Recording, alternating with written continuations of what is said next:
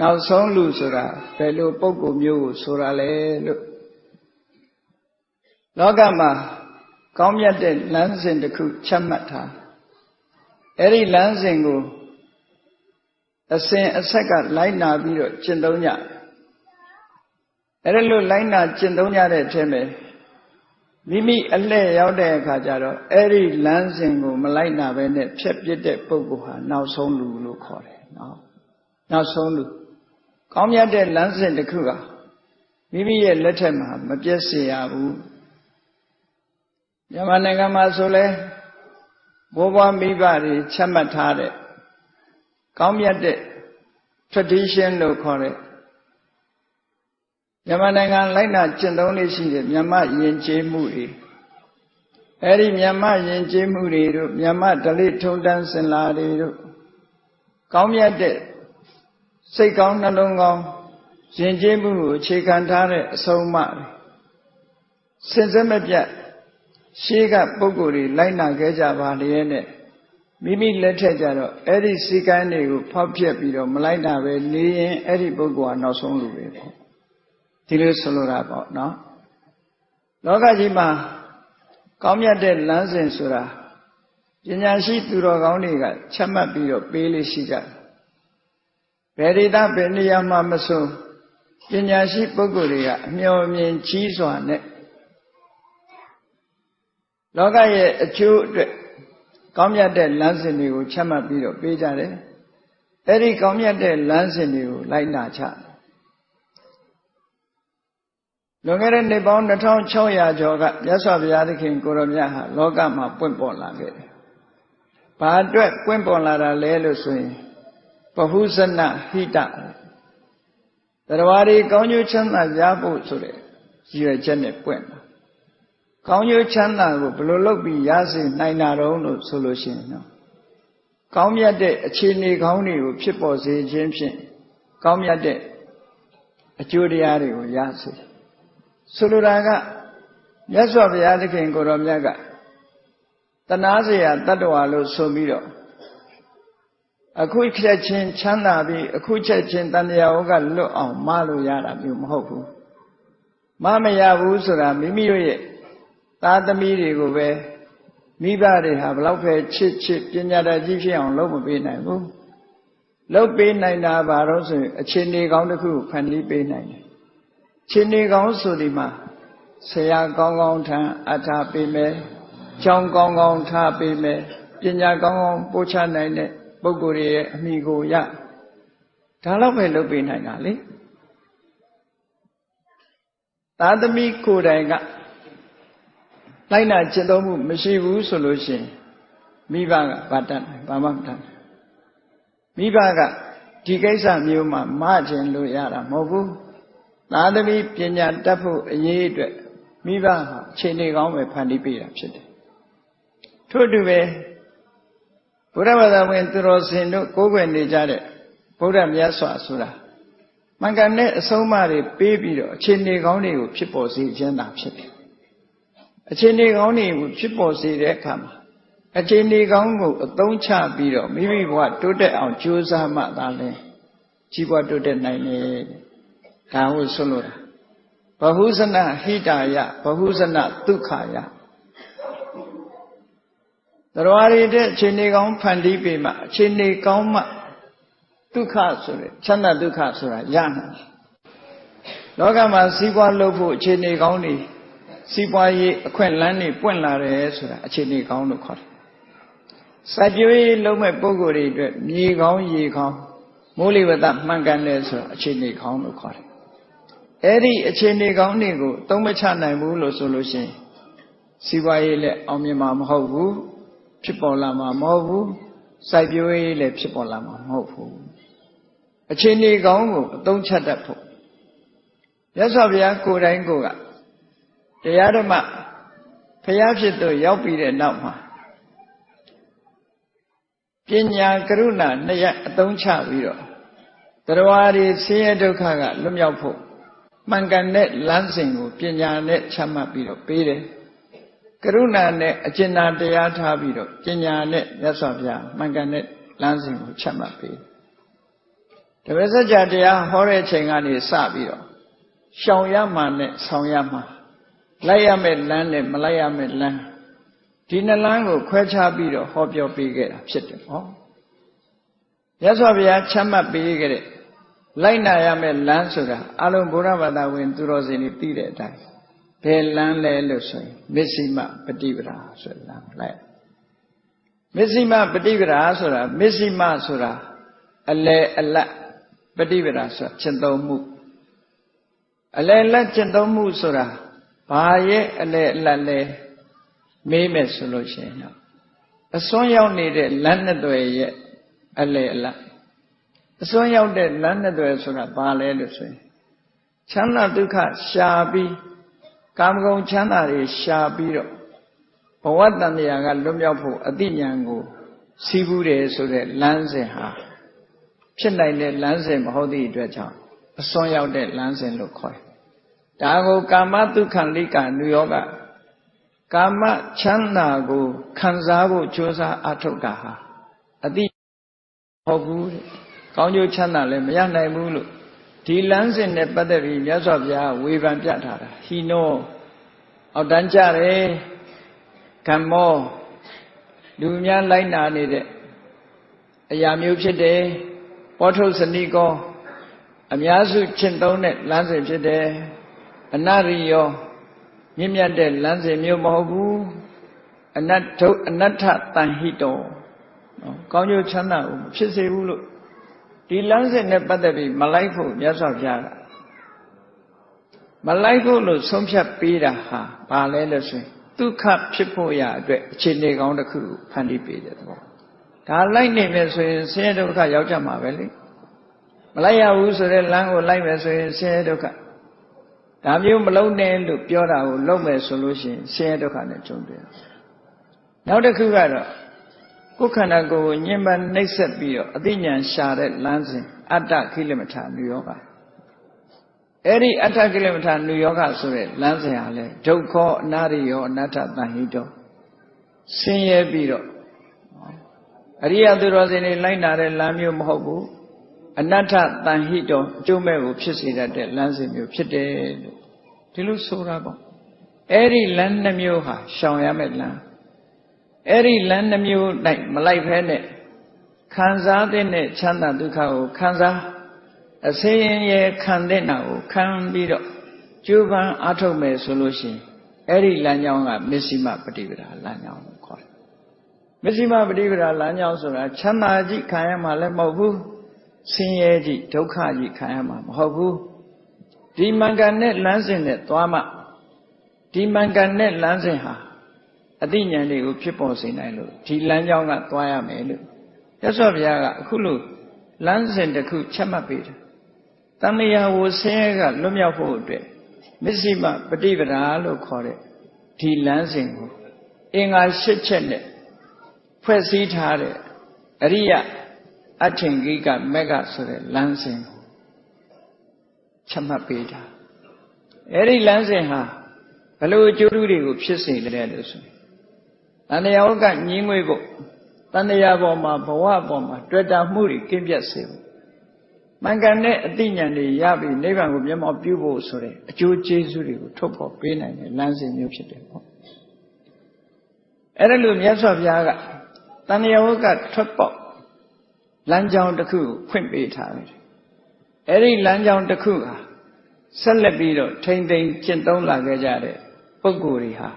သင်ဆက်အလွန်တရားမှများတယ်ဒီကနေ့ခေတ်ဆိုမြတ်စွာဘုရားတရားဟောပြီးတဲ့နောက်နှစ်ပေါင်း2600ကျော်ခဲ့ပြီလို့ဒီလိုဆိုနှစ်ပေါင်း2500ကျော်လာခဲ့တဲ့ခေတ်ခါလတိုင်အောင်ပဲမြတ်စွာဘုရားရဲ့တရားကိုလိုက်နာကျင့်သုံးကြတဲ့ပုဂ္ဂိုလ်ဟာအ ਨੇ ဆုံးစိတ်နှလုံးအေးချမ်းမှုဆိုတာရကြတယ်ဒီဓမ္မကကိလေသာအညစ်အကြေးတွေကိုဖယ်ရှားပြတ်နိုင်တယ်ဆိုရင်ထာဝရငြိမ်းတဲ့နိဗ္ဗာန်ဆိုတဲ့အငြိမ့်တက်ကိုမျက်မှောက်ပြုနိုင်ကြပါမယ်ဒီလိုမြတ်စွာဘုရားကမင်္ဂန်နဲ့လမ်းစဉ်တရားကိုချက်မှတ်ပြီးတော့ဟောကြားဆုံးမပေးခဲ့တာဖြစ်တယ်ပေါ့အဲ့ဒါလို့ဆုံးမဟောကြားပေးခဲ့တဲ့လမ်းစဉ်ဟာဘာအတွက်ဆုံးမဟောကြားပေးတယ်လဲလို့ဆိုရင်တရားဝါရီရဲ့ဟိတ Tarawari ye dukha lopi. Hita shima dukha sura chenai a chene gaunigu pandi be like de, eri pandi be like de, a chene die, lina lofu luate. No, no what, a loloma ya. Tajamu, yasa yahu, kuweja, the elusura. Pelu David ne kuwera also. Hiti pawotanina, ahita sa, neotanina, look so that time.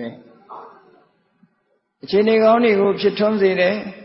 a chene magaune yadiga, luri celebi malo, now so serious.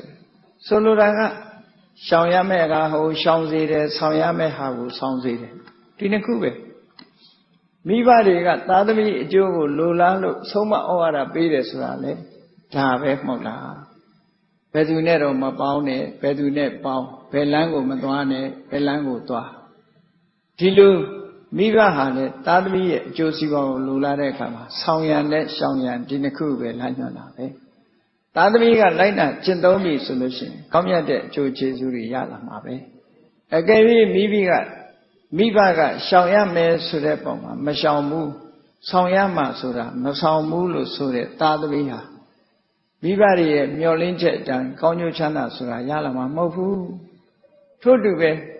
Yasa Vyadikin Goromyaga, Shawya Melu Hora, Mashambu, Sawya Melu Hora, Laina, Chinsamu, Mabu Sure, Boda ye, Dri Tawaga, Amikan Net Bogori Haleve, Kaunyo Chana Yalamam Hofu, Dilusura Bono. Babilu Rosero, Boda Yasa Vyaha, Durigo Dinyan Shion, Lanyamu Pura, Psit, Mare Payamio Mohofu. Tegero mare peyaso bi luriga yonji ne jara tegero yo ma dala so be ma ma ro no ma lo le ya la lo so be ya ma ro tu nya ma ma ne ko ta thami ko ma chi ba be ya ma ro ma ya nai bu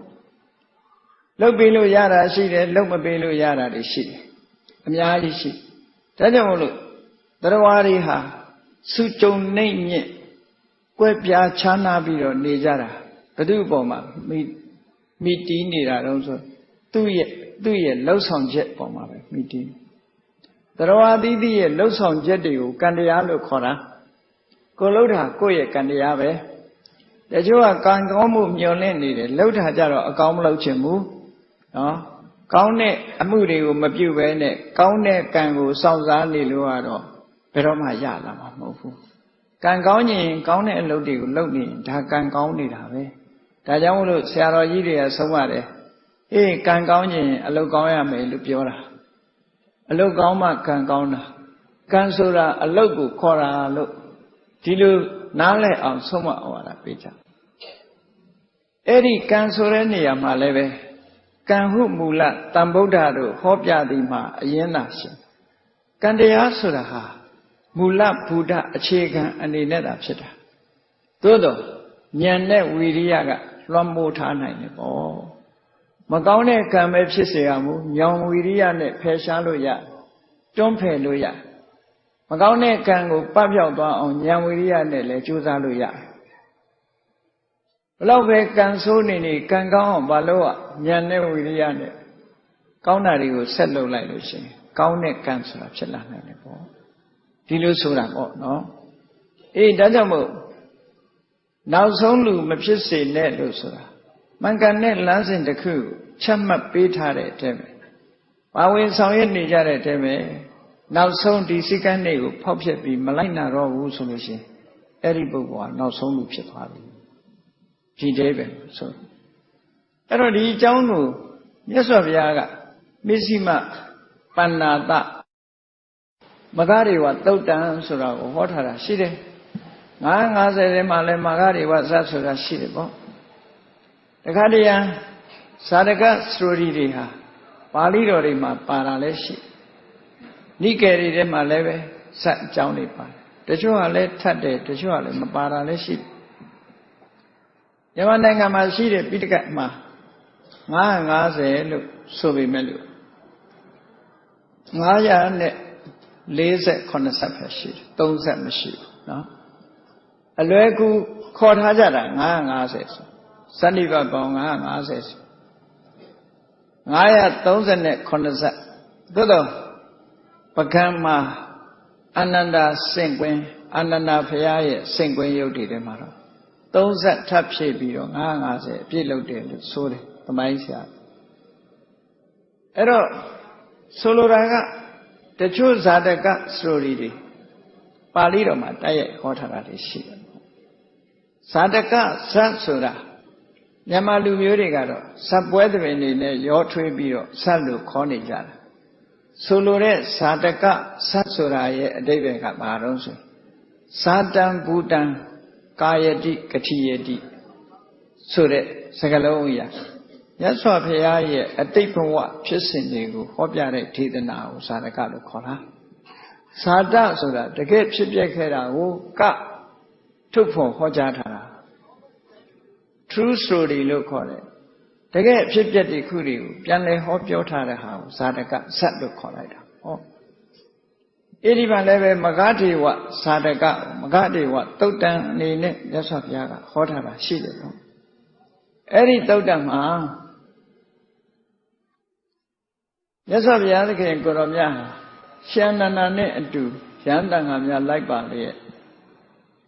ဝိရိဟတိုင်းမိถิလာမြို့ဘက်မှာခရီးကြွသွားတယ်ဘုရားလက်ထက်တုန်းကမြတ်စွာဘုရားဟာ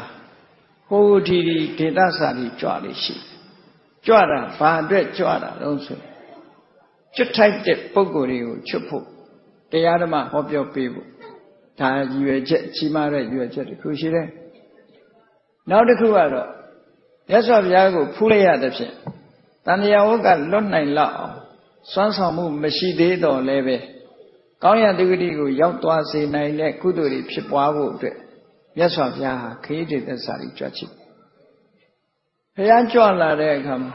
လက်ဥလေးတစ်ကြိမ်ခြိလိုက်ရသည်ဖြစ်စေစွမ်းလေးတစ်စုံလောင်းလိုက်ရသည်ဖြစ်စေပန်းလေးတစ်ပွင့်နဲ့ပူဇော်လိုက်ရသည်ဖြစ်စေပါဝင်ပြီးတော့ဝမ်းမြောက်ဝမ်းသာလုပ်လိုက်ရတဲ့ပုဂ္ဂိုလ်ရဲ့ကုသိုလ်ကောင်းမှုဟာကြီးမားတဲ့အကျိုးကျေးဇူးကိုရအဲ့ဒီကြီးမားတဲ့အကျိုးကျေးဇူးကိုဖြစ်စေဖို့အတွက်မြတ်စွာဘုရားဟာဝါကျွတ်ပြီလို့ဆိုတာနဲ့ခရီးဒေသစာရီကြွလေးရှိတယ်။ဝါတွင်ကာလ3လမှသာတဏှာမှာသတင်းသုံးပြီးတော့ဝါကျွတ်ထန်တဲ့တပြိုင်နက်ခရီးဒေသစာရီကြွတယ်။အခုလည်းပဲဝိရိယတိုင်းမိထ္ထိလာမြန်မာပြည်ကမိထ္ထိလာကိုပြောတာမဟုတ်ဘူးနော်။အိန္ဒိယနိုင်ငံမိထ္ထိလာကိုပြောအဲ့ဒီမိထ္ထိလာမြို့ဘက်ကိုခရီးထွက်တယ်။ခရီးထွက်တော့မိထ္ထိလာမြို့အနီးမှာတရဥယျာဉ်ကြီးတစ်ခုလည်းရောက်တော့မြတ်စွာဘုရားဟာတရဥယျာဉ်ကြီးကိုစူးစူးဆိုင်ဆိုင်ကြည့်ပြီးတော့ပြုံးတော်မူတယ်အဲ့ဒါကိုမြတ်စွာဘုရားပြုံးတာကိုရှင်အနန္ဒမထေရမြတ်ကသိလိုက်ပြီးတော့ဘုရားပြုံးတာဟာဒီနေရာမှာကြည့်ပြီးတော့ပြုံးတာဆိုတော့အကြောင်းရှိလိမ့်မယ်ဆိုပြီးဘုရားကိုလျှောက်တယ်ဘုရားဆိုတာအကြောင်းမဲ့ပြုံးလို့မရှိဘူးသူကြည့်တဲ့နေရာမြတ်စွာဘုရားကကြည့်ပြီးတော့အတိတ်အကြောင်းတွေကိုပုံဖော်ကြည့်လိုက်တဲ့အခါမှာတစ်ချိန်တခါကာလတုန်းကဒီနေရာရဲ့ဖြစ်ပျက်မှုတွေကိုထူးခြားတာကိုကြည့်ပြီးမြတ်စွာဘုရားကအဲ့ဒီအတိတ်အကြောင်းတွေကိုအမှတ်ရပြီးတော့ပြုံးတော်မူတာဖြစ်တယ်ပေါ့ရှင်အနန္ဒာကလျှောက်တဲ့အခါကျတော့အာနန္ဒာတဲ့ဒီနေရာလေးကအရင်တုန်းကမဂထေဝဆိုတဲ့ဘုရင်ကြီးဟာဟောဒီမိထ္ထိလာမှာနေပြီးတော့ဟောဒီတရဥယျာဉ်ထဲမှာတရားဓမ္မချင်းချင်းတို့ကိုအထုတ်ခဲ့ဘူးလေဆိုတဲ့စကားနဲ့စတယ်ထူးခြားတဲ့အလွန်ရှေးကြတဲ့အခက်ကာလလူတွေရဲ့သက်တမ်းဟာအဲ့ဒီတော့ကနော်လူတွေရဲ့သက်တမ်းဆိုတာရှည်ခြင်းတဲ့အခါအလွန်ရှည်တယ်တိုးခြင်းတဲ့အခါကျတော့စနစ်တန်းတိအောင်တိုးသွားတယ်သက်တမ်းဟာတက်တဲ့အခါတက်တယ်ရော့တဲ့အခါရော့တယ်ဘာဖြစ်လို့တက်ကုသိုလ်တွေလုပ်ကြရင်တက်တန်းတက်တယ်ဘာဖြစ်လို့တက်တန်းနေတိုးတယ်လဲဆိုရင်အကုသိုလ်တွေလုပ်တက်တိုးလာအခုခဏခေတ်မှာလည်းပဲချိဟိုလွန်ခဲ့တဲ့အနှစ်90ကျော်ကမကြားဘူးတဲ့တာရာရစ်ဆိုချမ်းဖက်သမားဆိုတာရှင်းတော့ဒီလိုချမ်းဖက်သမားဆိုတဲ့နာမည်နဲ့မရှိဘူးနော်ဒုတိယကမ္ဘာစစ်အချိန်မှာတောင်ချမ်းဖက်သမားဆိုတာမပေါ်သေးဘူးအခုအပြစ်မဲ့တဲ့လူပဲဖြစ်စီတတ်ဖို့ဖြတ်ဖို့ဝန်မလေးတဲ့ချမ်းဖက်သမားဆိုတာပေါ်မှာပေါ်လာအဲ့ဒီလိုပေါ်လာခြင်းဟာ ဒုစရိုက်တွေတိုးလာခြင်းပဲဖြစ်တယ်ဒုစရိုက်တွေတိုးလာခြင်းဟာလူတွေအသက်တိုးဖို့အတွက်ဖြစ်လာနောက်တစ်ခုပြောရမယ်ဆိုရင်သုတ္တန်တစ်ခုမှာမြတ်စွာဘုရားကိုဗြဟ္မဏတကူကမေးတယ်ရှင်ဘုရားတဲ့တပည့်တော်သမိုင်းဆရာတွေပြောခဲ့တဲ့သမိုင်းကြောင်းအရာဆိုရင်လူလောကကြီးဟာတစ်ချိန်လုံးကအမတမစီကားတယ်ချက်ပြန်မကြစီကားတယ်မြို့တွေရွာတွေအဆောက်အုံတွေတိုက်တာတွေနဲ့အလွန်ပြည့်နေအခုမြို့ပြက်ရွာပြက်မြို့ပြက်ကုန်းရွာပြက်ကုန်းတွေများနေဘာဖြစ်လို့ဒီလိုဖြစ်ရတာလဲတနေ့တစ်ချိန်လုံးကလည်းကြည့်လေမင်းတို့မင်းလက်ထက်ကမန္တလေးမြို့ကြီးစီစီကားကားရှိဒုတိယကမ္ဘာစစ်မှာဘုံကျဲတဲ့အခါကျတော့အများကြီးပဲပျက်စီးပြီးတော့သွားကြတယ်ဟောအဲ့ဒါလို့ပျက်စီးကြအဲ့ဒါလို့ကမ္ဘာလောကကြီးမှာဒီကနေ့ခေတ်မှာလည်းပဲကြည့်တစ်ချိန်လုံးကအနောယထာမင်းတရားကြီးတို့ကျန်စစ်သားမင်းတို့ဆိုတာတွေ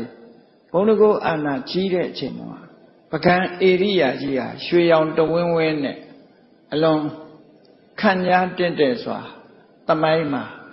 တည်ရှိခဲ့တယ်ပေါ့ဒီကနေ့ခေတ်သွားကြည့်ပါလားဖျားပြူဖျားပြက်ဖျားအိုဖျားပြက်ဒါပဲကြံတော့ဟောလားအဲ့ဒါလို့ဘာဖြစ်လို့ဒီလိုဖြစ်ရတနေ့တစ်ချိန်လုံးကမြန်မာဥဆုံးလို့ခေါ်တဲ့ပကံနိုင်ငံတော်ကြီးဟာဒီကနေ့ပျက်စီးနေတာဘာကြောင့်လဲဒီလိုဆိုလို့ပါပေါ့နော်တခါတည်းတည်းရှေရှေဝေးဝေးကြည့်လိုက်အောင်မလားကြည့်လိုက်မယ်ဆိုရင်ဒီနားမှာအင်းဝမြို့တော်ကြီးဆိုတာအမှန်တန်စီကားခဲ့မြန်မာနိုင်ငံသားတွေကမြန်မာနိုင်ငံလို့မသိဘူးအဝနိုင်ငံတော်လို့ပဲသိတယ်ရှေ့ပိုင်းမှာဆိုအင်းဝနိုင်ငံတော်လို့ဒီလိုပဲခေါ်တယ်အဲ့ဒါလို့ကဘာကျော်သည်ထိအောင်ဖြစ်ပေခဲ့တဲ့အင်းဝမြို့သွားကြည့်ပါလားဘယ်လိုအခြေအနေဖြစ်သွားလဲပျက်စီးသွားတဲ့အနေအထားမျိုးပဲနောက်ဒီနားကအမရပူရမြို့ကိုကြည့်လိုက်အောင်မလားဘုရင်နန်းတော်ရှေးတုန်းကအနေအထားတစ်ခုမျိုးရှာလို့မတွေ့နိုင်တဲ့အနေအထားမျိုးဘုရားမင်းတရားကြီးက1400မှာဇေဒီလေးစုတည်ထားခဲ့လို့ဒါမြို့ခွက်ဟာပုံဖော်လို့ရနေသေးတာနော်မြို့တွေဟာပျက်စီးသွားပြီဒီတဲ့ကြည့်လိုက်မယ်ဆိုလို့ရှိရင်မြန်မာအစတကောင်းကလို့ပြောကြတဲ့ရာဇဝင်ဆရာတွေရဲ့စကားကိုကြည့်မယ်ဆိုရင်ဟိုးတကောင်းမြို့ကြည့်လိုက်မယ်ဆိုရင်လေမြို့ပြက်ကုန်းကြီးပဲဖြစ်တာပဲဒီလိုပဲပျက်စီးသွားတဲ့နေရာပျက်စီးစီတဲ့နေရာသွားစီနဲ့ဒီလိုရှိခဲ့ဒီကနေ့အစီကားဆုံးဖြစ်တဲ့ရန်ကုန်မြို့တော်ကြီးဟာတစ်ချိန်တုန်းကတကုံမြို့ပေါက်စကလေးပဲရှိတယ်မင်းနေပြီမဟုတ်ဘူးကန္နာက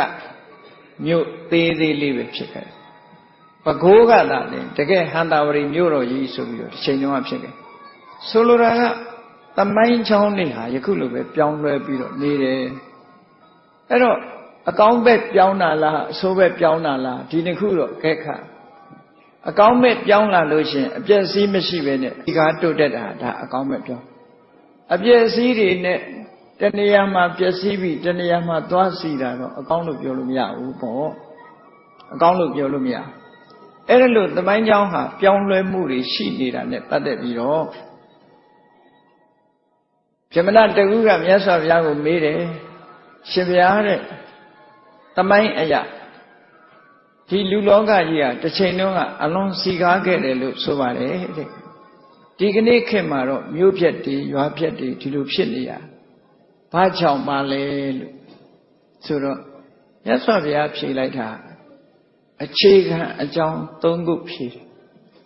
အဲ့ဒါတတိထားစရာအကောင်းတဲ့အရာတစ်ခုဖြစ်တယ်ပေါ့အခြေခံအကြောင်း၃မျိုးထည့်ပြီးတော့ဖြေတယ်ဘာဖြေတယ်ဆိုရင်အဓမ္မရာဂဝိတမလောဘမိစ္ဆာဓမ္မဒီတရား၃ခုဒီတရား၃ခုကလောကကြီးမှာထွန်းကားလာလို့ရှိရင်ပျက်စီးတယ်တဲ့သူတွေပျက်စီးနိုင်တယ်ဘယ်လိုဆက်သွယ်ပြီးတော့ပျက်စီးတာတုံးဆိုရင်ဒီတရား၃မျိုးထွန်းကားခြင်းကြောင့်နော်လူတွေအကျင့်ပြတ်လို့မိုးလေဝသတွေမမှန်ဘူး မိုးလေဝသမမှန်သည့်အတွက်ကြောင့်စိုက်တာပြိုးတဲ့နေရာကအစားအစာတိနှံတွေဟာစီဩဇာတွေရုပ်လျော့တယ်အစီဩဇာတွေရုပ်လျော့တဲ့တိနှံတွေကိုစားရလို့ရှိရင်လူတွေဟာယောဂဗျာထူပြောတယ်ယောဂဗျာထူပြောတဲ့အခါမှာလူတွေဟာသိချေပျက်စီးတယ်လို့ဒီလိုဆက်ဆက်ပြီးတော့မြတ်စွာဘုရားကဟောပြထားတာရှိတယ်ဒါတက်တန်းတိုးလာခြင်းရဲ့အကြောင်းလောကကြီးရဲ့ပျက်စီးခြင်းအကြောင်းအဲ့ဒီမှာအဋ္ဌမရာဂဝိသမလောဘမိစ္ဆာဓမ္မဆိုတာဘာပြောတာလဲအဋ္ဌမရာဂဆိုတာလူတွေဟာမဖြစ်တဲ့မဖြစ်ထိုက်တဲ့အပေါ်မှာတဏှာရာဂဖြစ်တာကိုအဋ္ဌမရာဂလို့ခေါ်တယ်ဥပမာမယ်နော်အဖေနဲ့သမီးနဲ့မှားတာတို့နော်အဖေနဲ့သမီးနဲ့မှားတာတို့သားနဲ့အမေနဲ့မှားတာတို့ဒါမျိုးကိုအဋ္ဌမရာဂလို့ခေါ်တာအဋ္ဌမလို့ဒီကနေ့ခေတ်မှာသတင်းစာဂျာနယ်တွေထဲပါတာလောက်တင်ပဲလူတွေကသိကြတာမပါတာဘယ်လောက်များနေမှမသိဘူးအဋ္ဌမရာဂလို့ခေါ်ရတဲ့ဒါဝိသမလောဘဆိုတာဘာလဲလို့ဆိုရင်လွန်ကဲတဲ့ကာမဂုဏ်အာယုန်စိတ်တွေကိုဝိသမလောဘလို့ခေါ်တယ်မိစ္ဆာဓမ္မဆိုတာကြတော့ဘာတွေကိုပြောတာလဲဆိုရင်ကြာခြင်းမခြင်းတန်ရောစဉ်ဖြစ်တာအဲ့ဒါနော်ကြာခြင်းမခြင်းလိန်တူဆက်ဆံတာဒီကနေ့ခေတ်မှာတချို့နိုင်ငံတွေကဥပဒေနဲ့တောင်ခွင့်ပြုနေဥပဒေနဲ့တောင်ခွင့်ပြုနေတယ်ဟုတ်လားခေလို့ခေါ်တဲ့ဟာပေါ့ခေလို့ခေါ်တာတော့ lesbian လို့ခေါ်တာတွေအဲ့ဒီလိုလိန်တူဆက်ဆံမှုတွေကဘာကိုပြောတော့ homosexuality လို့ခေါ်တယ် homosexuality ဆိုတာတချို့နိုင်ငံတွေမှာအလွန်ကြီးထွားလာအဲ့ဒီမကောင်းတဲ့အလေးထားအကျင့်တွေပေါ်များလာသည့်အတွက်ကြောင့်နဲ့လူလောကယောဂဝေဒနာတွေများလာဟုတ်တယ်လေဒီကနေ့ခေတ်ဟိုးလွန်ခဲ့တဲ့နှစ်ပေါင်း3-40ကြားမှမကြားဘူးလား HIV တဲ့ AIDS ဆိုကြားမှမကြားဘူးလားလေဒီကနေ့ခေတ်ဒါပေါ်လာအဲ့ဒီပေါ်လာတာဟာအယမ်းမဲ့ပေါ်လာတာမဟုတ်ဘူးပေါ်လာခြင်းရဲ့အကြောင်းရှိလို့ဒီယောဂဟာကုယနတ္ထိဆေးမရှိဆိုပြီးတော့ဒုက္ခဝေဒနာတွေဖြစ်တယ်ပေါ့နော်ဆေးတွေ့ပြီဆိုပြီးတော့လည်းဝမ်းသာနေစရာမဟုတ်ဘူးယောဂဝေဒနာဆိုတာဒီကနေဖိဟိုကနေထောင်ဒီကနေဖိဟိုကနေထောင်ဆေးတွေထုတ်လို့လည်းဘယ်တော့မှလောက်မှာမဟုတ်ဘူးဒီယောဂပြောင်းရင်နောက်ယောဂတစ်ခုရောက်လာသေးတာပဲအဲ့တော့လောကကြီးပျက်စီးခြင်းရဲ့အကြောင်းဟာဟောဒီအကြောင်းတရား၃မျိုးလို့ပါလောကသုတ်တံမှာမြတ်စွာဘုရားဒီလိုဟောခဲ့တယ်အေးဒါကြောင့်မို့လို့မကောင်းမှုဒုစရိုက်တွေထွန်းကားလာပြီဆိုလို့ရှိရင်လူရဲ့တက်တန်းဟာလေတိုးသွားတယ်ကျဆင်းသွားတယ်ကောင်းမှုကုသိုလ်တွေများလာလို့ရှိရင်လူရဲ့တက်တန်းဟာလည်းပဲရှည်လျားလာတယ်တစ်ချိန်တုန်းကမဂဒေဝဆိုတဲ့ဘုရင်ကြီးဟာမိစ္ဆာမြို့မှာအုပ်စိုးနေတဲ့အချိန်တုန်းကလူရဲ့တက်တန်းဟာဘယ်လောက်ရှိတုန်းဆိုအနှစ်3 သိန်းကျော်အသက်ရှိကြတယ်ဒီကနေ့ခေတ်မှာအနှစ်100လို့ဆိုပေမဲ့100ပြည့်တဲ့ပုဂ္ဂိုလ်လွန်နေတဲ့ပေါ့အဲ့ဒီမှာအနှစ်3 သိန်းဓမ္မလူဖြစ်ရတော့အသက်အမတန်မှရှည်တယ်ပေါ့အသက်အမတန်မှရှည်ဒါကြောင့်မလို့အဲ့ဒီတုန်းကသက်တမ်းရှည်တဲ့မဂဒေဝဘုရင်ကြီးအကြောင်းနဲ့ပတ်သက်ပြီးတော့မြတ်စွာဘုရားကအတိတ်ကိုပြန်ပြီးတော့အာယုံပြုတဲ့အသိဉာဏ်နဲ့ရှင်အနန္ဒာကိုဟောပြတယ်အေးတစ်ချိန်တုန်းကလည်းဟောဒီဥယျာဉ်ထဲမှာမဂဒေဝဆိုတဲ့ဘုရင်ကြီးဟာနေထိုင်ခဲ့ဘူးတယ်ဆိုပြီးတော့သူ့အကြောင်းကိုပြောပြတဲ့အခါမှာမဂဒေဝဘုရင်ကြီးဟာတဲ့မင်းဖြစ်သူရောက်ရှိမင်းသားငယ်ဘဝနဲ့နှစ်ပေါင်း8400အိမ်ရှိမင်းသားဘဝနဲ့ကနှစ်ပေါင်း8400ဘယင်ဖြစ်အုပ်ချုပ်နေတာ8400ထီးနှန်းကိုစွန့်ပြီးတော့ရသေးဝတ်ပြီးတရားကျင့်တာနှစ်ပေါင်း8400ဆို3,36,000နှစ်ပေါင်းသူ့ဘဝတစ်ခုမှာတက်တန်းရှိ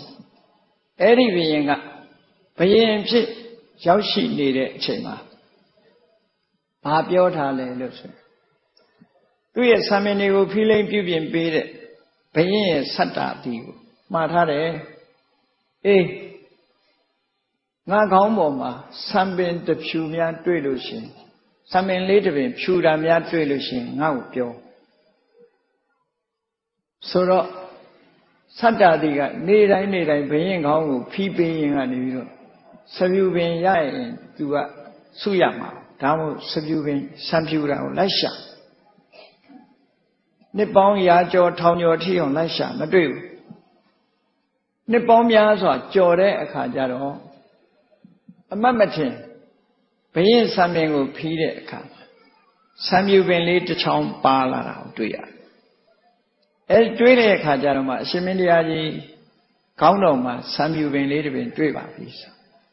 ဆိုတော့ဘုရင်ကြီးကပြစမ်းလို့ဆို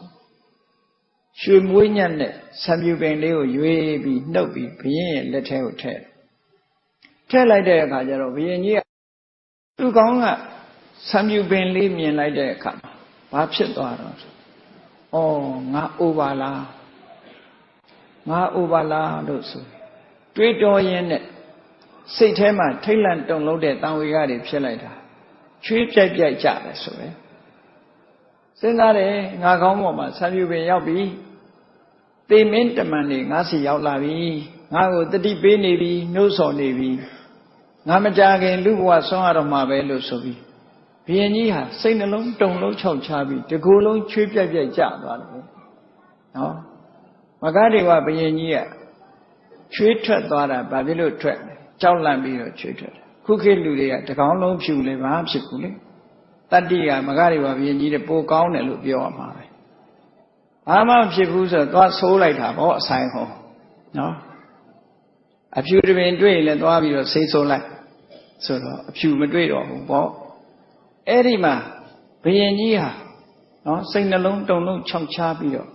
သူ့ဆံမြူပင်လေးကိုကြည့်ပြီးတော့တန်ဝေကလေးဖြစ်တယ်တန်ဝေကဖြစ်တော့ဆတ္တတိကိုဆံမြူပင်ပေါက်နေပြီဆိုတာကိုသတင်းပေးတဲ့ပြပေးတဲ့ဆတ္တတိကိုရွာစားအဖြစ်ဆုချပြီးတော့သူ့ရဲ့အိရှိမင်းဖြစ်တဲ့သားကြီးကိုခေါ်လိုက်တယ်သားအလဲအနည်းငယ်သူ့စီလဲရောက်လာရောဘာပြောတော့ငါသားတဲ့ငါကောင်းမှာသေမင်းတမန်တွေရောက်လာပြီတဲ့ဆံပြူပင်တွေပေါ်လာပြီသေမင်းတမန်တွေငါစီရောက်လာပြီအဲ့ဒီတော့ငါဟာလူဘဝလူရဲ့ကာမဂုဏ်ချမ်းသာတွေကိုငါခံစားပြီးပြီနတ်ပြည်ကကာမဂုဏ်ချမ်းသာနတ်ဘုံမြမဘုံကချမ်းသာတွေကိုခံစားဖို့အတွက်ငါရှာကြံရတော့မယ်ကဲအဲ့ဒီခေတ်ကအဲ့ဒါလောက်ပဲသိတယ်နော်လူချမ်းသာငါခံစားပြီးပြီနတ်ချမ်းသာခံစားဖို့ငါရှာရလိမ့်မယ်ရှာရလိမ့်မယ်အဲ့ဒီတော့မင်းဒီထီးနှန်းကိုဆက်ခံငါကတော့ယသိဝတ်မယ်ယသိဝတ်ပြီးတော့မဂ္ဂဒေဝဥယျာဉ်ထဲမှာပဲတရားထုတ်မယ်ဆိုပြီးတော့သူ့သားကိုမှားတာဘယ်လိုမှားတော့ဆိုရင်မင်းလည်းပဲငါနီးတူလို့ခေါင်းပေါ်မှာဆံပြူပင်တစ်ပင်ပေါက်ထန်နဲ့မင်းရဲ့သားကိုထီးနှန်းလွှဲပြီးရင်ဥယျာဉ်ထဲထွက်ယသိဝတ်တရားကျင့်အဲ့ဒါဆိုလို့ရှိရင်သိလို့ရှိရင်မင်းဗြဟ္မဘုံရောက်မှာပဲငါလည်းအဲ့ဒီတိုင်းပဲကျင့်မယ်ဆိုတော့သူ့သားကိုပြောထားပြီးတော့မင်းဟာနောက်ဆုံးလူမဖြစ်စေနဲ့တော့ငါပြောခဲ့တဲ့နီလန်းတိုင်းမင်းမဖြတ်နဲ့နောက်ဆုံးလူမဖြစ်စေနဲ့မင်းကြိုးစားငါတော့သင်္ဃဝတ်တော်မယ်ဆိုပြီးတော့မဂ္ဂဒေဝဥယျာဉ်နဲ့ထွက်ပြီးနန်းတော်ကပို့တဲ့ဆွမ်းစားပြီးအဲ့ဒီမှာတရားကျင့်ဘာတွေကျင့်လို့ဆိုမေတ္တာကရုဏာမုဒိတာဥပေက္ခလို့ဆိုပြမစိုးတရားတွေကိုဇံရသည်ထီအောင်ပွားများအထုတ်တယ်အဲ့ဒါလို့ဇံရသည်ထီအောင်လောကကြီးတစ်ခုလုံးပေါ်မှာမေတ္တာတရားနဲ့ကရုဏာတရားနဲ့မုဒိတာတရားနဲ့ဥပေက္ခတရားနဲ့စံချမ်းသာခံစားပြီးနှစ်ပေါင်းဘလောက်နေသွားတော့ဆို8400အဲ့တော့သူ့ဘဝကိုကြည့်လိုက်မယ်ဆိုလို့ရှိရင်နှစ်ပေါင်း3,3600မင်းသားငယ်ဘဝက8400အိရှိမင်းဘဝ8400ဘုရင်မင်းဘဝနဲ့က8400ယသိဘဝနဲ့က8400ဆိုသေတဲ့အခါကျတော့ဗြဟ္မဝိဟာရတရားကိုပွားများသည့်အတွက်ကြောင့်သေတော့ဗြဟ္မပြည်ရောက်သွားတယ်သူကဲသူသားကလည်းနှစ်ပေါင်းအလွန်ကြာလာတဲ့အခါမှာဆတ္တတိကိုမှန်ထားတယ် ခုနတိုင်းပဲငါကောင်းမှဆံမြူပင်တွေ့ပြောပါတနေ့ကျတော့ဒီလိုပဲတွေ့အောင်ရှာတော့တွေ့လာတာပဲသူလည်းပဲသူ့ဖေမှားထားတဲ့အတိုင်းသပင်ဖြူတွေ့တဲ့နေ့မှာစတ္တတဲ့ကိုရွာစားစုချပြီးတော့သားအကြီးကိုခေါ်လိုက်တယ်ခေါ်ပြီးတော့ငါသားငါလူဘဝကာမဂုဏ်အာယုန်ခံစားပြီးပြီငါကောင်းမှလည်းပဲသိမင်းတမန်ကြီးရောက်နေပြီအဲ့ဒီတော့နတ်ပြည်နတ်ချမ်းသာကိုငါရှာဖွေရမှာဖြစ်တယ်ငါယသိယဟန်ဝတ်တော့မယ်မင်းကဌိနန်းစည်းစိမ်အုပ်ချုပ်ရဒါပေမဲ့မင်းငါမှားတဲ့စကားကိုသိချာနားထောင်ခေါင်းပေါ်မှာဆံမြူပင်တပင်တွေ့လို့ရှိရင်မင်းရဲ့သားကိုဌိနန်းလွှဲပြီးမင်းယသိဝါမယ်ဒါငါတို့ရဲ့ tradition ပဲမင်းလိုက်နာကျင့်သုံးရမယ်လို့ဒီလိုမှားထားတယ်မင်းနောက်ဆုံးလူမဖြစ်စေနဲ့နော်လို့တတိပေးပြီးသူလည်းယသိဝတ်အဲ့ဒီလိုနဲ့ဒီမဂဒေဝဘုရင်ကြီးရဲ့သားစဉ်မြေးဆက်ဘလောက်ထိအောင်သူမှားထားတဲ့လမ်းစဉ်အတိုင်းလိုက်နာကျင့်သုံးကြတယ်လဲဆိုရင်မင်းအဆက်ပေါင်း8400နဲ့နော်နည်းနည်းမဟုတ်ဘူးသူချမှတ်ခဲ့တဲ့လမ်းစဉ်ကဘာလို့ယသိဝတ်ဆံမြူပင်တွေ့ရင်ယသိဝတ်တရားကျင့်တာကြီးကိုဌိနန်းလွယ်ယသိဝတ်တရားကျင့်အဲ့ဒီအလုပ်ကိုကလျာဏဝတ္တလို့ခေါ်တယ်အလွန်ကောင်းတဲ့ကျင့်စဉ်တစ်ခုကိုချမှတ်ပေးထားတယ်မှာခဲ့တယ်မင်းတို့နောက်ဆုံးလူမဖြစ်စေနဲ့ငါပြောတဲ့အတိုင်းလိုက်နာကျင့်သုံးရမယ်လို့ဒီလိုပြောခဲ့တာမှာခဲ့တဲ့အတိုင်း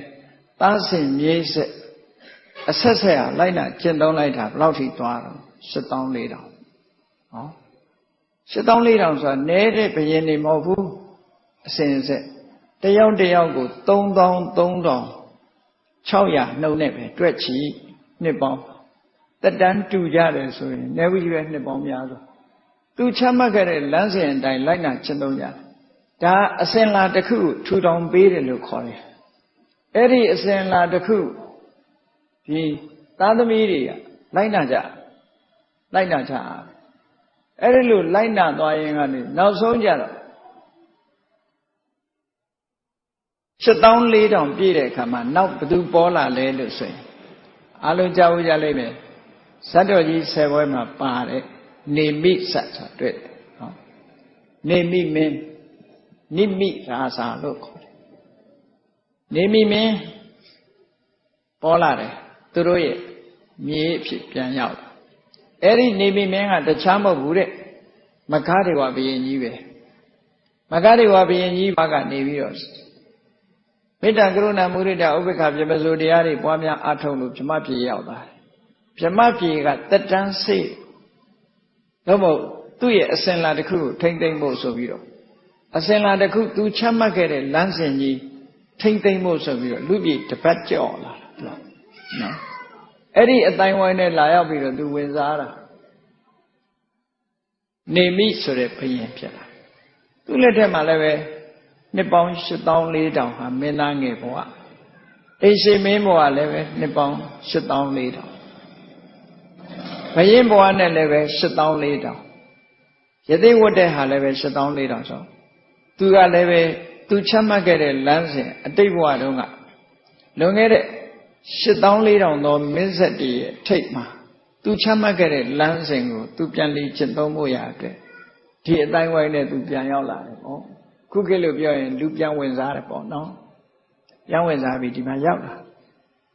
ဒါပေမဲ့သူကဘာတွေထူးချွန်တော့သူ့ဘိုးဘွားမိဘတွေတဲ့သူထူးချွန်တာနှစ်ခုရှိတယ်ဘာထူးချွန်လဲလို့ဆိုရင်တနေ့ကိုအတပြာငွေ3သိန်းအကုန်ချခံပြီးတော့ဒါနကောင်းမှုပြုဒါနကောင်းမှုပြုပြီးဥပုသ်နေ့တွေမှာလည်းဥပုသ်ဆောင်မဂဒေဝမင်းကြီးကစပြီးတော့မင်းအဖြစ်အုပ်ချုပ်နေတဲ့အချိန်မှာတရားသဖြင့်သာအုပ်ချုပ်ကြတယ်အလုံးဟာဒုစရိုက်တွေကိုရှောင်ကျဉ်ပြီးတော့ဒုစရိုက်တရားပွားများကြတယ်တရင်နေ့ရက်တွေမှာဥပုသ်နေ့ရက်တွေမှာတရင်သီလကိုစောင့်တည်ကြဒါသူတို့ရဲ့လွယ်လွယ်လို့စဉ်တစ်ခုပဲတိုင်းသူပြည်သားတွေကို ရင်ဝယ်သားခဲ့သို့တရားသဖြင့်အုပ်ချုပ်ပြီးတော့နေကြသူတို့ကိုယ်တိုင်ကလည်းကုသိုလ်ကောင်းမှုတရား10ပါးကိုကျင့်ကြံကြိုးကုပ်အားထုတ်ပြီးအဲ့ဒီလိုနေလာတဲ့အစဉ်လာကြီးတစ်ခုပဲနေမိမင်းလက်ထက်ကြတော့ထူးခြားချက်ကဘာတော့ဆိုရင်ခုနလိုတိုင်းလူပြည်သားတွေကိုတရားသဖြင့်အုပ်စိုးတာတို့တရင်တွေမှာ7ပါးသီလစောင့်တည်တာဥပုသ်ဆောင်တာတို့အပြင်မှာသူကတနေ့တနေ့တသိန်းခုတိုင်းလူပြည်သားဆင်းရဲသူဆင်းရဲသားအများတွေနော်ဒါနကောင်းမှုပြုတယ်ကျွေးမွေးတယ်ဒါကသူ့ရဲ့ထူးခြားချက်နောက်ထူးခြားချက်တစ်ခုကဘာတော့ဆိုရင်ဥပုသ်မဆောင်တဲ့လူကိုသူနဲ့တွေ့ခွင့်မပေးဘူးသူရဲ့နန်းတော်အဆောင်တွေကိုမှားထားတယ်နန်းတော်အဆောင်တွေကမေးတယ်ဘုရင်ကြီးကိုတွေ့ဖို့လာတယ်ဆိုမင်းဥပုသ်ရလားရတယ်ဆိုမှသွားခွင့်ပြုတယ်ဥပုသ်မရဘူးဥပုသ်မဆောင်ဘူးဆိုတဲ့လူကဘုရင်ကိုတွေ့လို့မရနော်အဲ့ဒီအမိန့်ထုတ်ပြန်ထားတာဟာသူ့ရဲ့ထူးခြားချက်တစ်ခုပဲလူတိုင်းဥပုသ်ဆောင်ရမယ်ဥပုသ်မဆောင်ရင်သူ့ကိုမတွေ့တယ်တွေ့ခွင့်မပေးဘူးဥပုသ်ဆောင်တဲ့လူမှသူနဲ့တွေ့ရမယ်ဒီလိုမိန့်ချမှတ်ထားအဲ့ဒီတော့သူ့လက်ထက်မှာဒါနနဲ့သီလဆိုတာအမှန်တမ်းထွန်းကားခဲ့တယ်ပေါ့ဒါနကောင်းမှုလည်းလုပ်တယ်သီလလည်းစောင့်တည်တယ်စောင့်တည်သည့်အတွက်ကြောင့်သူ့လက်ထက်မှာနတ်ပြည်ရောက်ကြတဲ့ပုဂ္ဂိုလ်တွေဟာလည်းပဲအမှန်တမ်းအရှိန်အဝါတွေကြီးမားပြီးတော့တာဝရိန္ဒနတ်ပြည်မှာနတ်သားနတ်သမီးဖြစ်ကြရတဲ့လူတွေကတော်တော်များလာတယ်ပေါ့များလာတော့သူကအမှန်တန်ထူးခြားတဲ့ကျင့်ဝတ်ကြီးကိုခေါင်းဆောင်ပြီးတော့ကျင့်တာဖြစ်တော့တာဝရိန္ဒနတ်တွေကနတ်သမီးအစည်းအဝေးမှာဒီသူ့ရဲ့ခုံကျေးဇူးတွေကိုပြောလို့ရှိကြတယ်မိထီလာပြည်ကနေမိမင်းဟာအမှန်တမ်းစိတ်ကောင်းနှလုံးကောင်းရှိတယ်လူတိုင်းဥပုသ်ဆောင်အောင်ဥပုသ်မဆောင်တဲ့လူသူ့ကိုတွေ့မခံဘူးဥပုသ်မဆောင်တဲ့လူကိုတွေ့မခံဘူးဒါနကောင်းမှုတွေကိုပြုတယ်ဒီတရင်အရာနတ်ပြည်မှာနတ်သမီးအစည်းအဝေးမှာအမြဲတမ်းချီးမွမ်းစကားပြောကြတယ်ချီးမွမ်းစကားပြောကြတယ်ပေါ့သူကလည်းပဲဘာတွေတွေးတုံလို့ဆိုရင်သူဒါနလည်းလုပ်တယ်သီလလည်းစောင့်တည်တယ်ဒါနသီလနှစ်ခုလုပ်တဲ့အထက်မှာဒါနနဲ့သီလဘယ်ဟာပိုကောင်းလဲဆိုတာကိုသူအမြဲတမ်းစဉ်းစားတယ်ပိုကောင်းတဲ့ဟာကိုသူလုပ်ချင်တာအဲ့ဒါလို့သူလုပ်တဲ့လုပ်ငန်းနှစ်ခုပေါ်မှာထိတဲ့ပိုကောင်းတဲ့ဟာကိုသူလုပ်ဖို့အမြဲတမ်းစဉ်းစားလာတာဝရိန္ဒနတ်ပြည်ကနတ်တွေကလည်းသူ့ရဲ့ဂုဏ်သတင်းပြောကြတော့တရားမင်းကြီးကကြားတယ်ကြားတော့မင်းတို့နေမိမင်းကြီးကိုဖူးတွေ့ခြင်းညသလားလို့ဆိုဖူးတွေ့ခြင်းနဲ့နတ်တွေကသူတို့တွေ့ခြင်းနဲ့အလုံးဆိုလို့ရှိဆိုတော့တရားမင်းကြီးကကောင်းပြီငါခေါ်မယ်ဆိုတရားမင်းကြီးကရုတ်တရက်ဆင်းသွားတယ်နေမိမင်းကြီးနဲ့သွားတွေ့ပြီးတော့ဒါဝရိန္ဒနတ်ပြည်ကနတ်တွေကအရှင်မင်းကြီးကိုတွေ့ခြင်းကြတယ်ပေါ့ရှင်မင်းကြီးကိုတွေ့ခြင်းကြလို့ရှင်မင်းကြီးလာဖို့တာဝရိန္ဒနတ်ပြည်ကိုဖိတ်ခေါ်ပါတယ်ရှင်မင်းကြီးလာဖို့ရအတွက်နော်သိန်းတော်မြင့်1000ကားတယ်ယထာကြီးကိုလွှတ်လိုက်ပါမယ်ဆိုပြီးတော့တရားမင်းကြီးကသူ့စီကပဋိညာဉ်ယူသွားတော့သူကလက်ခံလိုက်တယ်လက်ခံလိုက်တာနဲ့နတ်ပြည်ပြန်ဟိုရောက်တော့မာတလိနတ်သားကိုတာဝန်ပေးပြီးတော့မြင်းရထားဥပုသ်နေ့အချိန်ကာလမှာမြင်းရထားနတ်မြင်းရထားကြီးကိုလွှတ်လိုက်တယ်ပေါ့လွတ်လိုက်တဲ့အခါမှာနေမိမင်းကြီးရဲ့နန်းတော်ဘက်ကိုဆက်ရောက်လာမာရဏိနန္ဒာကလည်းယထာရောက်လာပါပြီတာဝရိန္ဒနတ်ပြည်ကိုရှင်မင်းကြီးကြွဖို့အချိန်တန်ပါပြီဆိုပြီးတော့ယထာပေါ်တက်ပါလို့ပြောတယ်ပြောပြီးတဲ့အခါသူကဘာပြောတော့ဆိုရှင်မင်းကြီးကိုနတ်ပြည်ခေါ်သွားတဲ့အခါမှာဘယ်လမ်းကြောင်းကခေါ်တာကြိုက်တယ်လဲလူလောကမှာလူတွေမကောင်းတာလုပ်လို့ပပကမ္မဆိုရယ်မကောင်းတဲ့ကံတွေလုပ်လို့မကောင်းတဲ့ဘုံဘဝရောက်နေတဲ့လူတွေရှိတဲ့လမ်းကြောင်းလည်းရှိတယ်။ကောင်းတဲ့ကုသိုလ်ကောင်းမှုတွေလုပ်သည့်အတွက်ကြောင့်ကောင်းကျိုးချမ်းသာတွေကိုခံစားပြီးတော့နေကြရတဲ့လူကောင်းသူကောင်းတွေရဲ့ဘုံဗိမာန်တွေရှိတဲ့နေရာလည်းရှိတယ်။ဘယ်လမ်းကြောင်းကသွားခြင်းတလဲဆိုတော့နေမိမင်းကြီးကပြောတယ် နှစ်လမ်းလုံးမဲ့သွားမယ်ပေါ့နှမျိုးလုံးမဲ့ကြည့်ကျင်တယ်ဆိုအလုံးသိကြတဲ့အတိုင်းမြန်မာနိုင်ငံမြန်မာစာပေထဲမှာဘုံကန်းဆိုတာအကြီးကျယ်ရေးချရှိတယ်နော်နေမိမင်းရဲ့မကားတွေကပြုတ်ဆိုတာဘုံကန်းဆိုပြီးတော့ရေးထားတာရှိအဲ့တော့ငရဲပြေကငရဲဒုက္ခခန်းနေရပုံတွေကိုလည်းသူပြတယ်ဘာတွေလို့ငရဲခံရတယ်ဘာတွေလို့ငရဲခံရတယ်ဆိုတာဒီအကုန်လုံးပြပြီးတော့တခါတပရိသနတ်ပြည်ပဲအခုဥလှည့်ပြီးတော့သွားတဲ့အခါမှာလမ်းမှာနတ်တွေရဲ့ဘုံမိမ့်မှန်တွေတွေ့လို့ကုသိုလ်ကောင်းမှုလုပ်တဲ့ပုဂ္ဂိုလ်ကြီးပျော်ဆံရတဲ့နေရာတွေကိုလည်းပြသွားပြီနောက်ဆုံးမှာတော့တပရိသနတ်ပြည်မှာရှိတဲ့သူရမနတ်တပင်လို့ယထာကြီးဆက်ရောက်ပြီးတော့သွားတယ်တဲ့အဲ့ဒီရောက်သွားတဲ့အခါမှာသူရမနတ်တပင်တွေကိုတရားမင်းကြီးကိုယ်တိုင်ကထွက်ပြီးတော့ခုခေတ်လိုပြောရင်ဝက်ကန်းလောက်တဲ့ပေါ့ဝက်ကန်းလောက်တဲ့ဆိုတာသွားကတံမဟာရာဇသွားကတံတေမဟာရာဇဆိုသွားကတဆိုတဲ့စကားကအင်္ဂလိပ်စကားဝက်ကန်းနဲ့တူတူပဲသူအာကတကောင်းသောလာခြင်းပါပဲလို့တူတူပြောတာနော်ကောင်းသောလာခြင်းပါလို့ဒီလိုဆိုတာအဲ့ဒါကြောင့်မို့လို့တရားမင်းကြီးကိုယ်တိုင်ကကြိုးဆိုပြီးတော့သူ့ကိုနတ်တပင်အစည်းဝေးထဲမှာခေါ်သွားတယ်နတ်တွေအားလုံးကလည်းကြိုးဆိုကြတယ်နှုတ်ဆက်ကြတယ်သူတို့လေးစားတဲ့နေမိမင်းကြီးတွေ့ကြတရားမင်းကြီးကဗာပြောတော့နတ်တွေရဲ့အစွမ်းတကုအနုဘော်နဲ့ဒီနတ်ပြည်မှာပျော်သလောက်နေပါလို့ပြောတော့နေမိမင်းကြီးကဗာပြန်ပြောတော့ဆိုရင်ဒီမှာ तू မနေနိုင်ပါဘူးလူပြည်ပဲပြန်ပို့ပါလူတွေရဲ့အကျိုးစီးပွားကို तू ဆက်လက်ပြီးတော့ဆောင်ရွက်ပါမယ်လို့ပြောတော့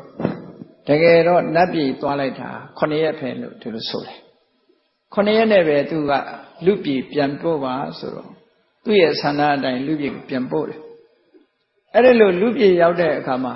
ဒါနကောင်းမှုတွေသီလကောင်းမှုတွေကြိုးစားပြီးတော့လုပ်တာ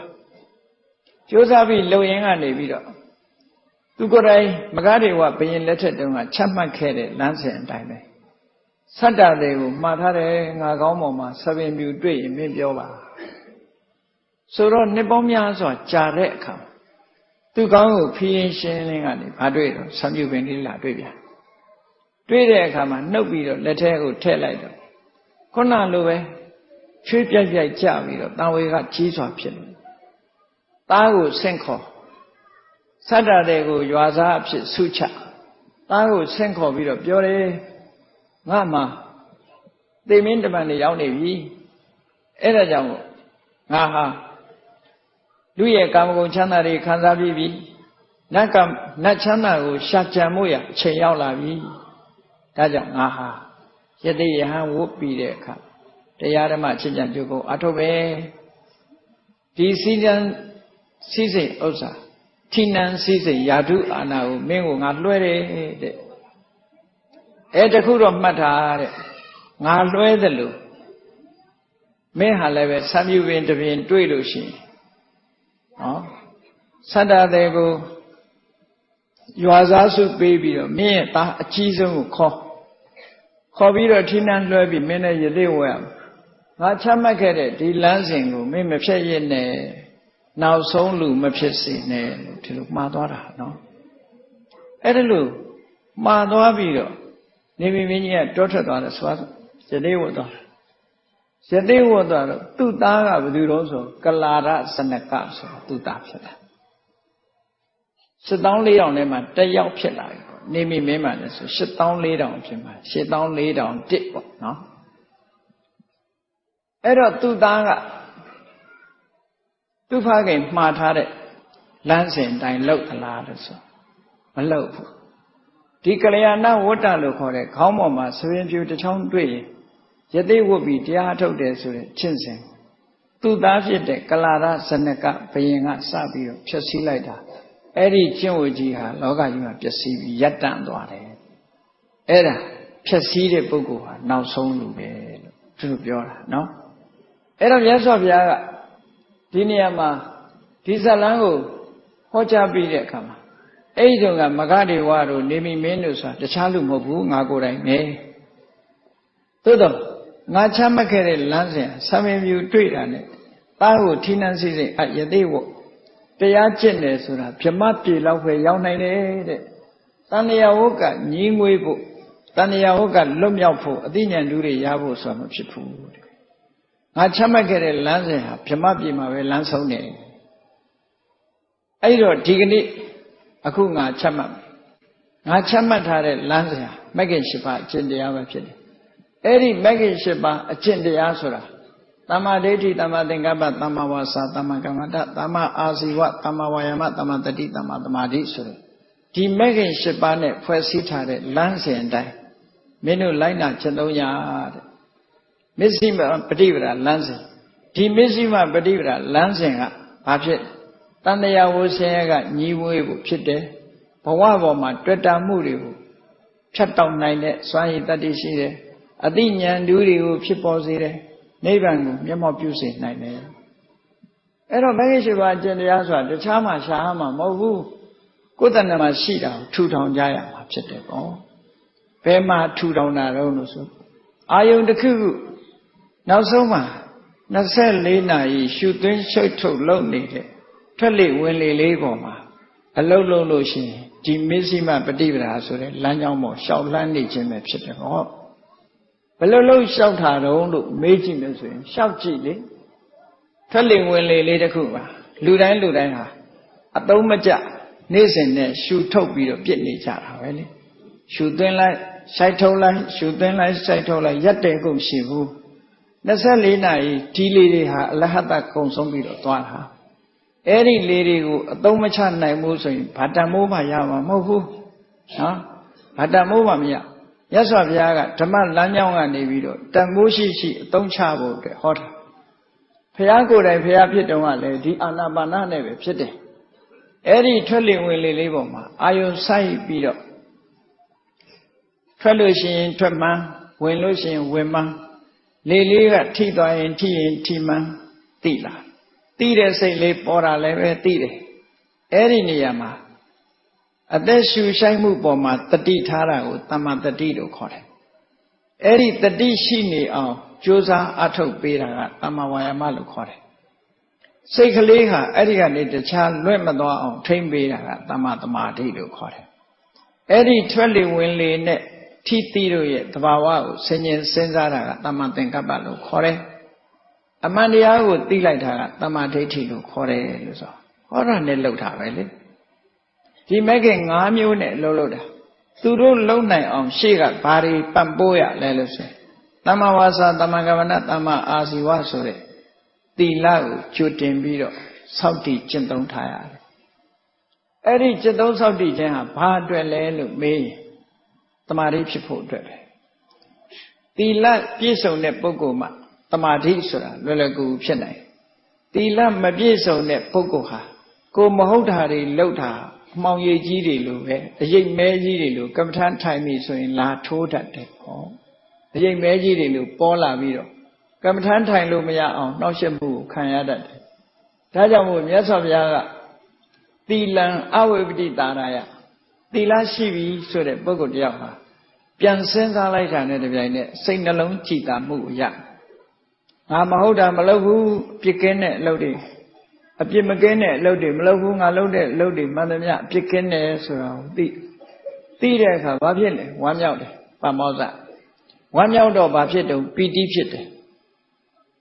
ပီတိဖြစ်တော့ဘာဖြစ်လာလဲလို့ဆိုရင်ပတ္တတိကိုရောစိတ်ရောငြိမ်းလာကိုယ်စိတ်နှလုံးငြိမ်းလာတဲ့အခါဘာဖြစ်လဲလို့ဆိုရင်ဒုက္ခချမ်းသာလာတယ်စိတ်ချမ်းသာလာပြီဆိုရင်ဘာဖြစ်လဲစိတ်တံတမာဓိယတိတမာဓိရလာတယ်တမာဓိရရင်ဘာဖြစ်လဲယထာဘုဒ္ဓဉာဏတတနာကိုယ်တဏ္ဍမှာဖြစ်နေတဲ့ယုတ်တရားနံတရားတွေရဲ့တဘာဝအစစ်မှန်တွေကိုမြင်တယ်သိတယ်ဆိုတာဖြစ်လာသိတယ်မြင်တယ်ဆိုတဲ့ဉာဏ်ကိုရလာဆိုတော့သမ္မာဝါစာသမ္မာကမ္မန္တသမ္မာအာဇီဝဆိုတဲ့သီလကတမာဓိကိုတွန်းအားပေးပြီးအသိဉာဏ်ထိအောင်ဆက်ရောက်စေနိုင်တာမို့ဟောမဂ္ဂင်၈ပါးဆိုတာသီလရဲ့တမာဓိရဲ့ပညာရဲ့ပဲအဲ့ဒါကိုမြတ်စွာဘုရားကချမှတ်ပေးတာအဲ့ဒီချမှတ်ချက်အတိုင်းသင်္ချစ်သားတို့လိုက်နာကျင့်သုံးကြတဲ့နော်နောက်ဆုံးလူမဖြစ်ကြစေနဲ့ဒီလမ်းစဉ်ကိုမလိုက်ဘူးဆိုရင်နောက်ဆုံးလူဖြစ်မယ်ဒါကိုပြောတာနော်မဂ္ဂင်၈ပါးအကျင့်တရားကိုမကျင့်ဘူးဆိုလို့ရှိရင်ဘု து အတွက်နောက်ဆုံးလဲကိုယ့်အတွက်ကိုနောက်ဆုံးတယ်ကျင့်စဉ်တစ်ခုကို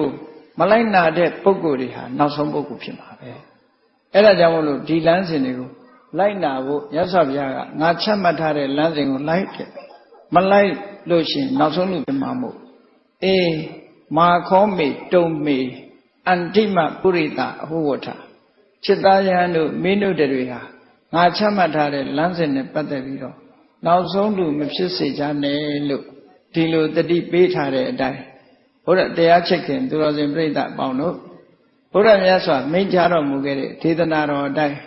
လိုက်နာကျင့်သုံးမှုမပြုဘူးဆိုလို့ရှိရင်ကလာရစနကဆိုတဲ့နေမီမင်းရဲ့သားဟာဘိုးဘွားမိဘတွေချမှတ်ခဲ့တဲ့လမ်းစဉ်ကိုပြည့်ပြည့်စေတဲ့ပုဂ္ဂိုလ်ဖြစ်သောကြောင့်နောက်ဆုံးလူဖြစ်တယ်လို့ဘုန်းကြီးတို့တွေကမဂ္ဂင်၈ပါးကိုမကျင့်သုံးကြဘူးလို့ဆိုလို့ရှိရင်နောက်ဆုံးလူဖြစ်သွားကြမှာဖြစ်တယ်ဆိုတာတန်ဝေကကြီးစွာထားပြီးမြတ်စွာဘုရားအဆုံးအမတိုင်းငါတော့နောက်ဆုံးလူမဖြစ်စေရဘူးလို့တဏိဋ္ဌာန်ထားပြီးကြိုးစားအားထုတ်နိုင်ကြပါစေကုန်သတည်း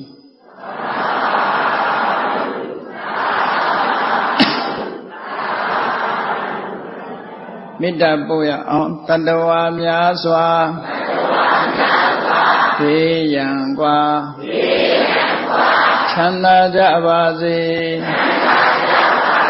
တတဝါများစွာဘေးရန်ကွာချမ်းသာကြပါစေမေတ္တာရေချမ်းသုံးငါဖြံငြိမ်းချမ်းကြပါစေ